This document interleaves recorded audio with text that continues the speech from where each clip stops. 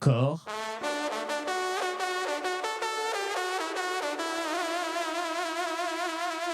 corps, corps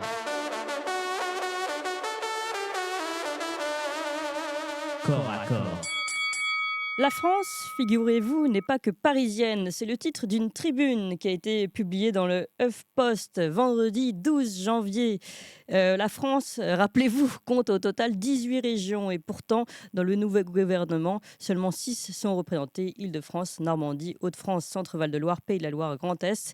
Les autres, bon, ils n'ont qu'à attendre d'être représentés. Et c'est bien ce que reprochent finalement deux maires que nous recevons aujourd'hui et qui ont signé et écrit cette tribune. Bonjour à vous deux. Alors, je vais commencer par Fabien Verdier. Bonjour. Bonjour. Et merci Bonjour. beaucoup d'être avec nous ce matin. Vous êtes maire d'Hiver-Gauche de Châteaudun et président du Grand Châteaudun, donc en Eure-et-Loire, je le précise. Et bonjour à Bernard Guiraud. Bonjour. Bonjour, merci beaucoup d'être avec nous ce matin. Vous êtes maire PS de l'Espar-Médoc, c'est dans l'Hérault. Alors, c'est très intéressant cette tribune que vous avez publiée. Nous, on essaye vraiment justement de donner la parole, on va dire, à la France qui ne l'a pas, à la ruralité. Et aujourd'hui, donc, vous faites partie d'abord, peut-être pour le préciser, d'un mouvement, le mouvement pour le développement des villes sous préfecture. C'est bien ça?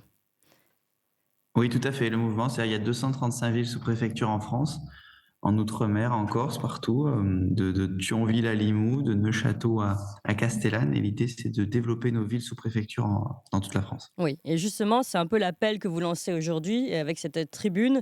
Vous dites finalement la nomination de Gabriel Attal comme nouveau Premier ministre, surtout sa priorité, son discours, qui en effet était très touchant vis-à-vis de la classe moyenne, qui pourrait nous laisser en tout cas une touche d'optimisme sur la suite. Vous dites certes, c'est très bien, mais pourtant, les décideurs, eux, sont tellement éloignés eh bien de nos problèmes locaux. C'est ce que vous écrivez notamment dans cette tribune.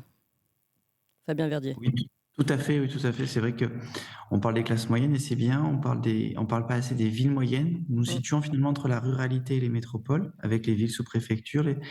Il faut avoir une attention particulière vis-à-vis d'elles, puisque elles sont parfois en difficulté. On a de très belles villes, mais en même temps, on a besoin, comme le dit Bernard Guiraud, de DGF bonifiés, parce que nous sommes des pôles de centralité, nous avons besoin d'ingénierie, nous avons besoin de développer la sécurité, la santé dans nos hôpitaux, des hôpitaux MCO, Mhm. médecine, chirurgie obstétrique, de l'industrie, etc. Et quand on est mal ou peu représenté, alors on sera d'autant moins entendu, écouté dans les semaines et mois qui viennent. Oui. Fabien, Bernard Guiraud, pardon.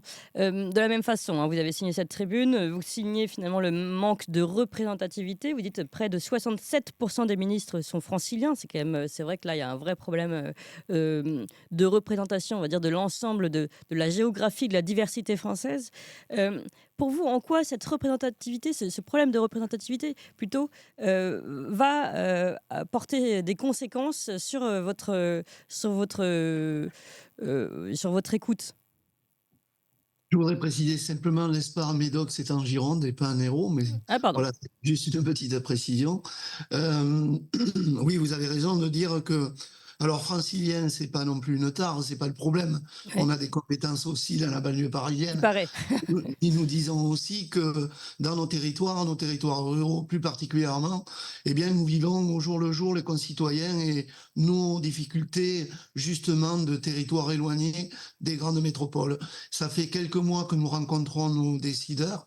On nous écoute, certes, mais on nous entend pas. Nous disons que nos villes moyennes doivent devenir des villes d'appui, des villes au service d'un territoire. Mais pour cela, il faut que l'État nous aide notamment, et Fabien le précisait, au travers d'une dotation globale bonifiée que l'on retrouve dans les villes balnéaires, puisqu'on considère que leur population se multiplie par 10 souvent. Et nous avons des villes qui se multiplient par 10 parce que les territoires viennent dans nos villes chercher un peu tout, le commerce, la culture, le sport, etc. Mais nous n'avons pas de moyens. Donc, on nous écoute, mais on ne nous entend pas. Mais ça date pas d'hier, ça date pas du nouveau gouvernement. Ça, c'était déjà le cas avant, avec l'ancien gouvernement, avec Elisabeth Borne et même peut-être précédemment. Oui, sauf que dans le gouvernement, il y avait des personnes qui étaient, je citerai là, puisque nous avons beaucoup travaillé avec elle, Dominique Faure, qui était la ministre des collectivités territoriales, qui était maire d'une petite ville dans le rural et qui Hmm. comprenait bien nos difficultés. Aujourd'hui, ça va être un peu plus compliqué. Oui, vous n'avez plus d'écoute en fait, c'est ce que vous soulignez. C'est un peu ça, oui, on nous écoute. C'est ce que je vous disais, on nous écoute, mais on nous entend pas. Oui, c'est ça, on a bien compris. Alors, Fabien Verdier, finalement, aujourd'hui, que demandez-vous parce qu'on ne va pas changer désormais le gouvernement. Que demandez-vous pour une meilleure écoute et finalement, à quel niveau vous sentez-vous le plus oublié? À quel niveau, justement, les villes moyennes, comme vous le dites, que vous représentez, sont le plus abandonnées? Je pense qu'on l'a mis dans la tribune au-delà du ministre, du chef de bureau, sous-directeur, dans toute l'administration. Finalement, on va dire, c'est 10 000 personnes. On dit celui qui est tout en haut, la partie très émergée de l'iceberg, pourrait être quelqu'un de nos villes moyennes et de nos villes sous-préfectures. Par exemple, Alès, le Vigan dans le Gard, pour en citer deux. Et tous ceux qui sont en dessous sont parisiens et franciliens. Encore une fois, comme le disait Bernard, hein, on aime notre pays, on aime la France et on aime Paris, qui est notre capitale, mais il faut aussi que ces villes soient représentées.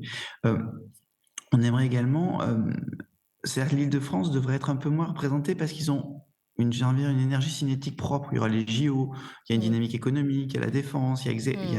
il y a Courbevoie, il y a une dynamique de service En fait, c'est duquel plutôt voilà. une dynamique à part qui ne devrait pas être forcément prise en compte, enfin qui devrait être mise, comme un statut, à part et pas forcément comme le reste du statut de la France, c'est ça que vous voulez dire? Oui, ou sur déjà ils ont et puis il y a les ministères et donc ils sont 18 de la population française et ils sont 67 au gouvernement, c'est ce qu'on met dans la tribune du HuffPost.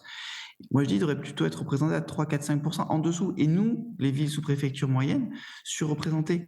Regardez la Bretagne. Si on prend les régions, le Finistère n'est pas représenté. Aucun élu, j'insiste, hein, n'est élu en Bretagne. Pareil en Nouvelle-Aquitaine où est Bernard. Pareil en Occitanie. Vous vous rendez compte, entre Toulouse et le Gard, personne. Région Sud, Mmh. pareil. De Grasse à Castellane, aucun air. De Arles ou Patrick de Carolis-et-Mer, par exemple, qui est une ville sous préfecture. Idem en Corse. Idem dans les Outre-mer, ni en Guyane, ni à la Martinique, ni à la Guadeloupe, ni à la Réunion, aucun n'est élu de ces territoires. Mmh. Je continue, Auvergne-Rhône-Alpes, deuxième région française. Moi, je serais Et Monsieur oui. Wauquiez.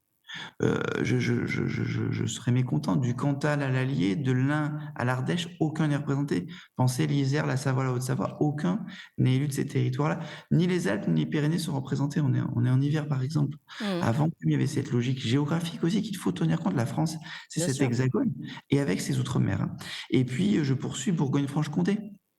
Pareil, ni le Doubs, ni le Jura ne sont représentés, et cetera, ni Langres, et cetera, qui est aussi une ville sous-préfecture, qui fait partie des 235. Et puis quand on dit que la Normandie ou les Hauts-de-France sont représentés, c'est un seul ministre, Monsieur Lecornu pour l'Eure, euh, Monsieur Darmanin pour Tourcoing, pour les Hauts-de-France, mais Touloise, la Picardie n'est pas représentée. Et le Grand Est, c'est Madame Vautrin avec le Grand Reims, qui est une ville sous-préfecture, donc elle présidait le PCI, le Grand Reims, l'intercommunalité du Grand Reims.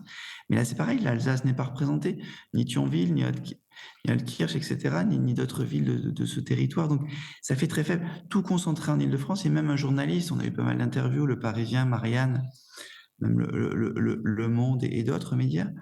Un journaliste me disait, vous vous rendez compte qu'à Matignon, en comptant M. Attal, Premier ministre, donc sur le 15e ministre ou premier d'entre eux, les 4 ministres de Matignon, lui et les 3 ministres délégués, sont tous les 4 des Hauts-de-Seine et des Yvelines. Ouais. Donc 2 départements sur 100, 92 et 78. Encore une fois, il ne s'agit pas de jeter le pauvre. Nous aimons la France dans toute sa globalité, sa diversité, mais nous méritons d'être représentés. Et il y a une question d'incarnation. Je corrige, hein, je suis sans étiquette à Châteaudun avec toute l'équipe. Nous avons fait venir M. Sarkozy à Châteaudun. Il me parlait toujours d'incarnation quand il est venu dans mon bureau, Mmh. là où je suis actuellement. Et il a raison, l'incarnation. Il faut que Limoux soit incarné, il faut que Neuchâteau soit représenté, il faut que l'Espar-Médoc, je pense à Marmande dans Lot-et-Garonne, etc. Toutes ces villes que l'on ne nomme pas, qui ne sont pas représentées, Ouais. ni du chef de bureau, ni au cabinet ministériel, ni au sous-directeur, ni au poste ministériel, ça laisse présager de mauvaises choses pour notre pays parce qu'on a besoin d'être représenté, de pousser nos villes et nos territoires. Nous, on connaît avec Bernard les marchés, les pharmacies, les assemblées générales, gérer un office de tourisme, gérer un CCS, gérer une bibliothèque ou une médiathèque. Je dis pas qu'on est parfait. Même nous, déjà, quand on est maire, je pense qu'on est un peu différent de celles et ceux que l'on a l'honneur d'animer, mais au moins on les connaît. Châteaudun, c'est la ville miroir de la France, par exemple, à peu près 13 000 habitants dans le sud de l'Eure-et-Loir. Moi, je le dis souvent, on a une sous-préfecture, il faudra qu'on en parle parce que l'idée, c'est que dans nos villes sous-préf, on avance en tandem entre l'État sous-préfecture et la ville sous-préfecture, c'est-à-dire la commune et l'État. Et bien, dans la chambre du ministre à Châteaudun, ça fait 15 ans que personne n'est venu dormir. Châteaudun, ville miroir de la France, Châteaudun, ville sous-préfecture, et personne ne vient la voir. Moi, je le dis souvent, c'est mieux qu'un sondage IFOP. Tu vas écouter Ouais, 3 Dunois, tu vas parler avec eux sur les c'est la marchés. réalité. Oui. C'est pas la France profonde, c'est la France. Mhm.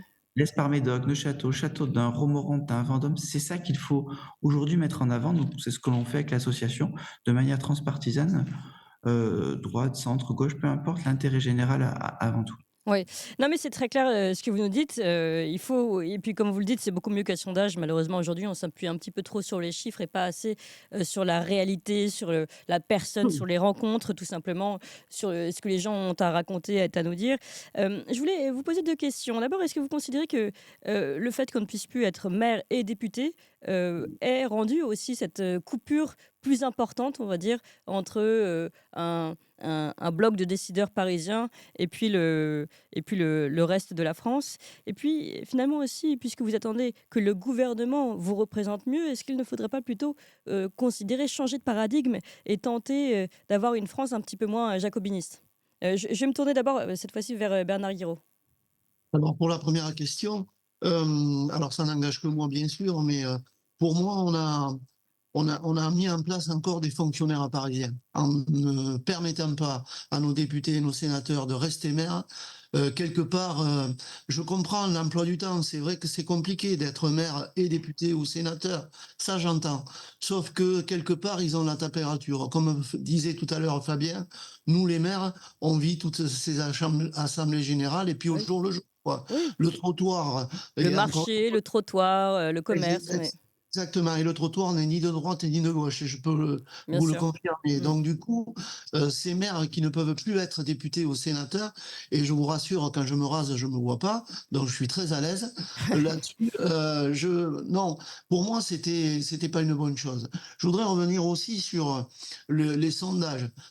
Chaque fois qu'on est reçu, on nous ressort, il y a longtemps qu'on le sort, qu'on se rend compte que dans les territoires ruraux, les extrêmes prennent le pas au niveau des élections. Mm. Mais forcément, et c'est ce que nous défendons, nous avons enlevé tous ces services que Et nous oui, trouvions dans une ville sous préfecture. oui. Aujourd'hui, La le diagonale du vide, tribunal, oui. la DGFiP, pardon, la direction des finances, Mm. etc.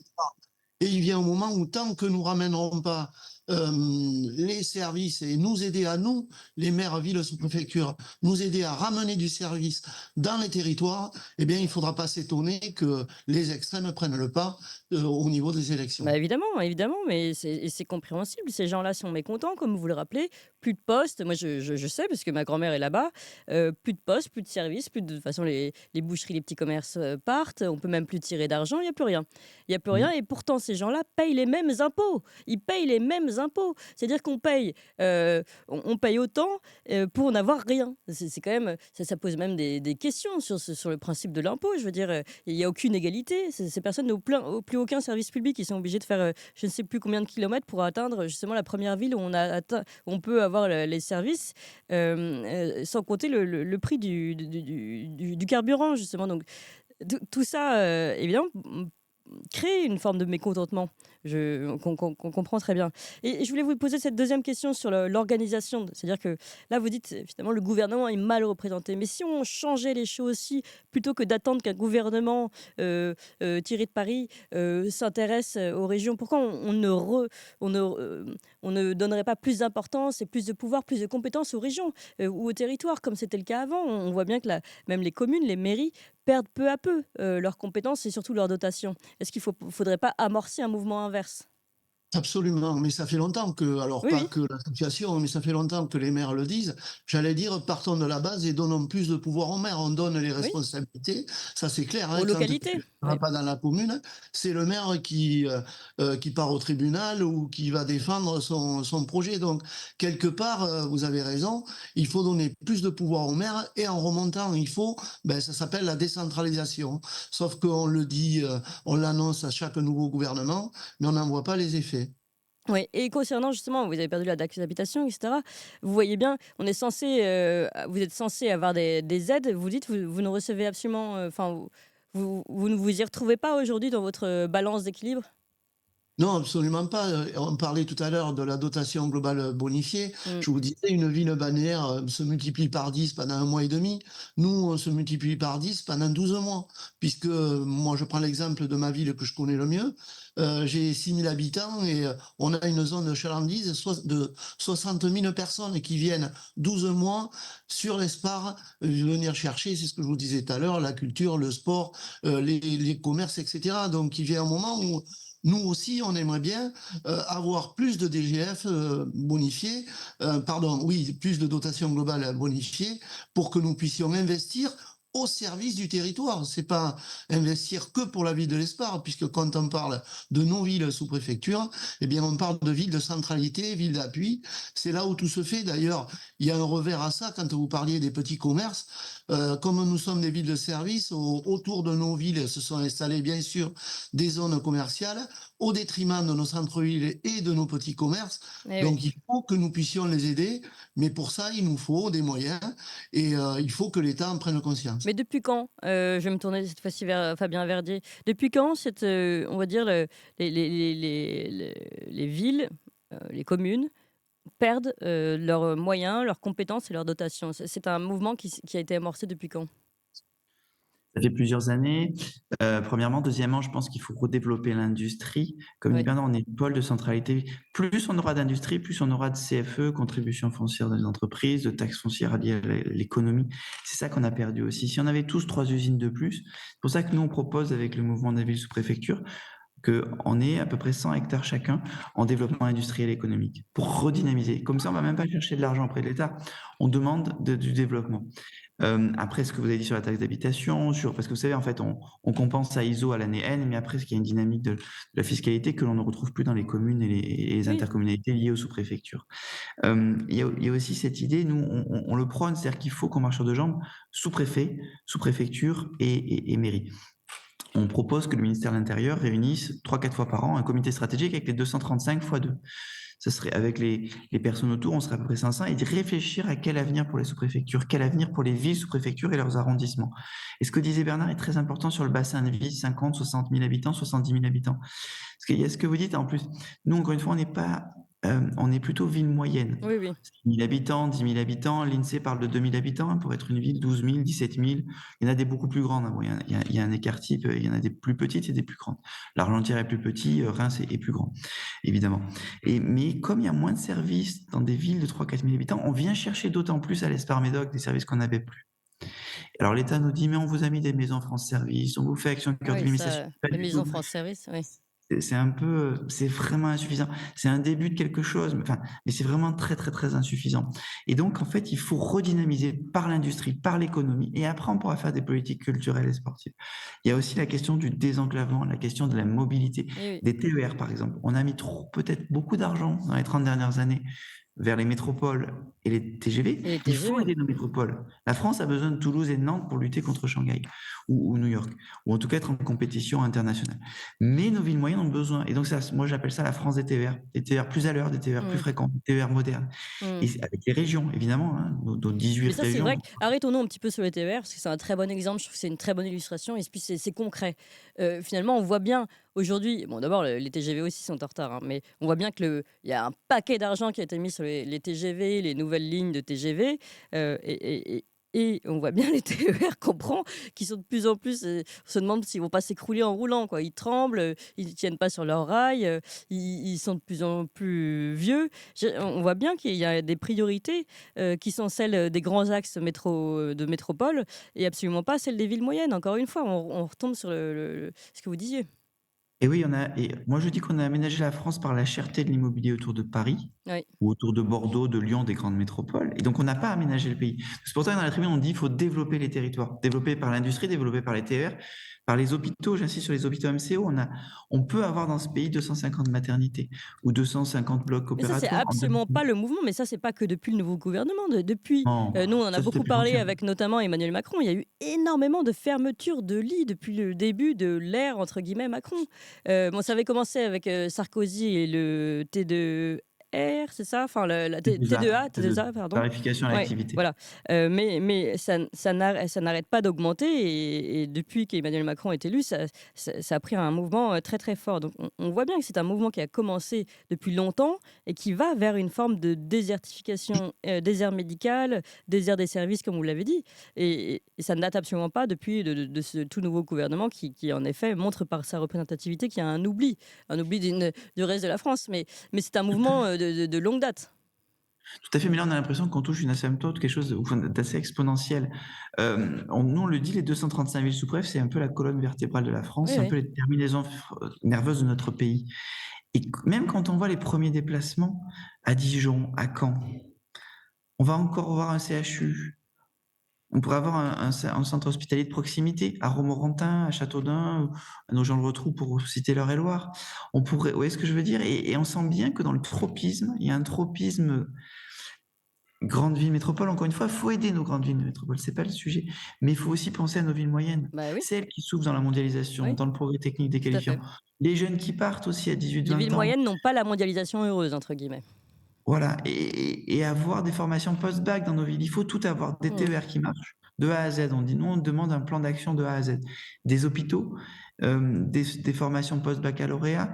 Bref, un écosystème de A à Z qui permet de bien y vivre. Mais on n'est pas si loin, on a des belles villes. Nous avons des belles villes. Oui, oui, ça De c'est sûr. Neufchâteau à Mmh. Autun, par exemple, ce sont des très très belles villes. Patrimonialement, moi à Châteaudun, j'ai 250 associations, 180 commerces. Il manque quelques touches ici et là, comme sur un tableau impressionniste. Sauf que quand on voit ce gouvernement à 15 membres pour l'instant, qui ne nous représente pas du tout, on se dit que ça dit de la mentalité de cette manière de gouverner. Ça dit de ce C'est une qu'il va être. illustration, ouais. Malheureusement, on ne dit pas que c'est facile pour M. Macron, M. Dalle, c'est très difficile de gouverner la France, évidemment. Et on souhaite qu'il réussisse parce que l'intérêt général est là.